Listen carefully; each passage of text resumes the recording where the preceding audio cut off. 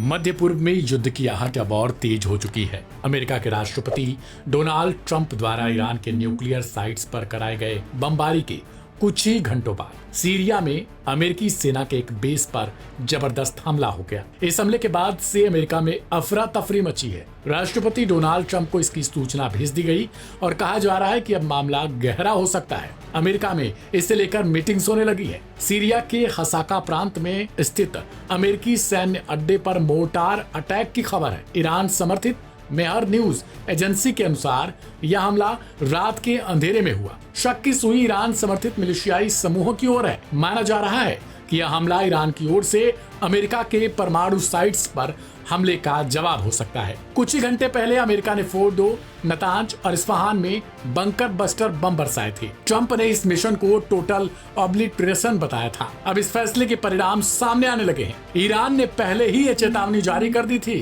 कि क्षेत्र में मौजूद अमेरिकी ठिकाने वैध लक्ष्य होंगे और अब वही चेतावनी जमीनी सच्चाई बनती नजर आने लगी है। विशेषज्ञों का मानना है कि अगर इस तरह के हमले बढ़ते हैं तो यह सिर्फ ईरान अमेरिका की लड़ाई नहीं रहने वाली। इसमें इसराइल, सीरिया, लेबनान और यहां तक कि रूस और चीन जैसे देश भी शामिल हो सकते हैं। क्या यह सीरिया का हमला ईरान की ओर से संकेत है कि जवाबी कार्रवाई उसकी शुरू हो गई? और क्या अमेरिका और उसके सहयोगी देशों के सैन्य ठिकाने अब हर जगह निशाने पर होंगे? ईरान पर अमेरिकी हमला और अब अमेरिका पर संभावित पलटवार। सीरिया में हुआ यह अटैक एक बड़ी चेतावनी के तौर पर मिडिल ईस्ट में शांति की डोर अब बेहद नाजुक होती नजर आने लगी। इससे पहले ही संयुक्त राष्ट्र में ईरान के स्थायी प्रतिनिधि आमिर सईद इरावानी ने इस हमले के खिलाफ 5 कारण गिनाए थे। Aim right, achieve big. At KR Mangalam University, we provide you the platform to turn your dreams into reality.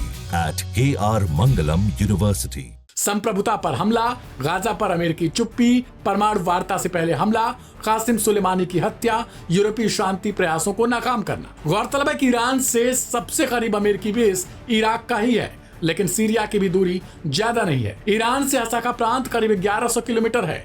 अभी इस हमले में कितना नुकसान हुआ इस बारे में कोई जानकारी नहीं है, लेकिन सीरिया में बशर अल असद के समय इस पर ईरान का तगड़ा होल्ड रहा है और उसकी प्रॉक्सी अभी भी वहां काम कर रही है।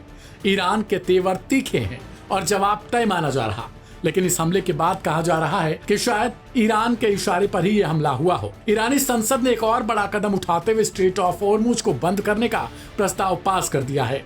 ये वही रास्ता है जिससे दुनिया का करीब 20 से 25% तेल गुजरता है।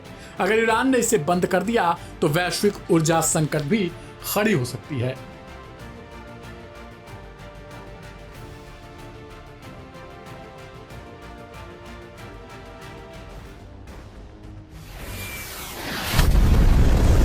बाईस जून को ईरान की 3 न्यूक्लियर साइट्स पर बम बरसाकर और फिर खुद प्रेसिडेंट ट्रंप के जरिए बाकायदा इसका ऐलान करने के बाद ये तो साफ हो गया है कि अमेरिका इसराइल के साथ अब इस जंग का हिस्सा है। लेकिन एक्सपर्ट कहते हैं कि ऐसा करके ट्रंप ने ईरान को भी अब बड़ा मकसद और कई कारण दे दिए हैं।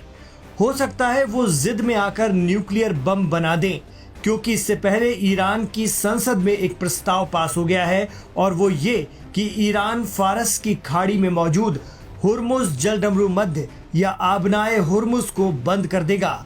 यानी अमेरिका ने अपने पैरों पर खुद कुल्हाड़ी मार ली है ईरान को सीधे छेड़कर, और ईरान अब अपनाएगा हूती वाला रास्ता।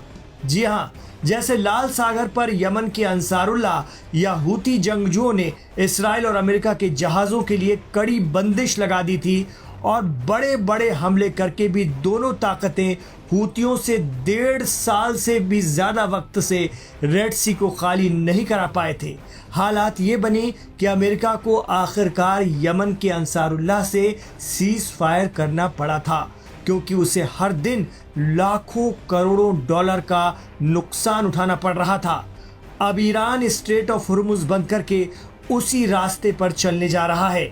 अगर ऐसा होता है तो अमेरिका, इसराइल समेत कई देशों के इस अहम तेल मार्ग के प्रभावित होने से दुनिया भर में बवाल मच जाएगा।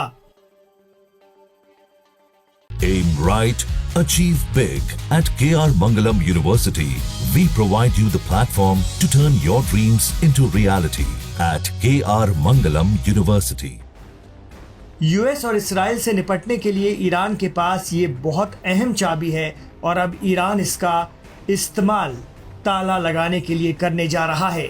स्ट्रेट ऑफ हुर्मुज या आबनाए हुर्मुज के नाम से जाने जाने वाला फारस की खाड़ी का ये इलाका दुनिया भर में तेल सप्लाई का एक अहम रास्ता है। अब इस पूरे इलाके में फैले IRGC यानी पासदाराने इस्लाम फोर्स की पूरी कोशिश होगी कि कच्चे तेल की सप्लाई का रास्ता बंद कर दिया जाए।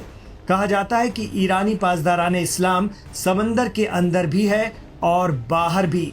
अगर तेल की सप्लाई एक हफ्ता भी मुतासिर हुई तो ग्लोबल मार्केट हिल जाएगा, अमेरिकी और यूरोपीय इकोनॉमी में मंदी आ जाएगी और डॉलर गिरेगा तो दुनिया भर पर इसका असर पड़ेगा। यूरोप का असर अरब पर भी पड़ता है और इसकी चपेट में दक्षिण एशिया का आना भी तय है। दरअसल आबनाए हुर्मुज पश्चिमी एशिया की एक प्रमुख जल संधि है जो ईरान के दक्षिण में फारस की खाड़ी को ओमान की खाड़ी से अलग करती है। इसके दक्षिण में संयुक्त अरब अमीरात और ओमान है। तेल के निर्यात की दृष्टि से ये जलडमरू मध्य बहुत महत्वपूर्ण है क्योंकि इराक, कतर और ईरान जैसे देशों का तेल यहीं से निर्यात होता है। अपनी सबसे कम चौड़ी जगह पर इसके दोनों तटों में 39 किलोमीटर की दूरी है और ये ईरान को ओमान से अलग करती है। इस तेल सप्लाई रास्ते में ईरान की ईरानी रेवोल्यूशनरी गार्ड कॉर्प्स का कंट्रोल है।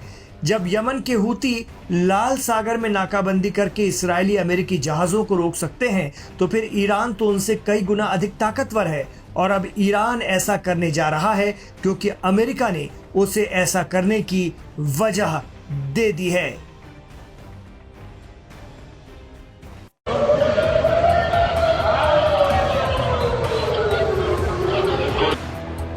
इजराइल और ईरान के बीच चल रहा युद्ध ऐसे मोड़ पर आ गया है कि अब दोनों ही देश एक दूसरे को खत्म करने पर अड़े हुए हैं।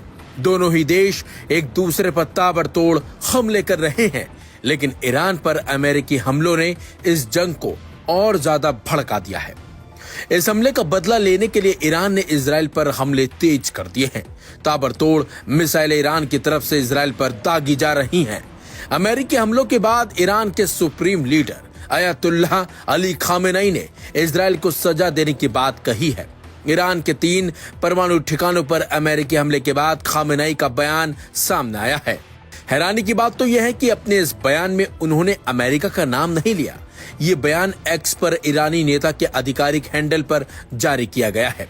इसमें लिखा गया है कि तेल अवीव के खिलाफ हमले तेज किए जाएंगे। हालांकि 3 परमाणु ठिकानों पर बमबारी के बावजूद खामेनेई के बयान में अमेरिका का नाम न होना थोड़ा चौंकाने वाला है। खामेनेई ने अपने ट्वीट में लिखा है कि सजा जारी है, दुश्मन ने बेहद गंभीर गलती की है, एक बड़ा अपराध किया है, उसे सजा दी जानी चाहिए और हम सजा दे रहे हैं। खामेनेई ने अपने ट्वीट के साथ साथ एक नरकंकाल की फोटो भी शेयर की है जिसमें चेहरा दिखाई दिया है और उस चेहरे के साथ आग निकलती हुई दिखाई दे रही है।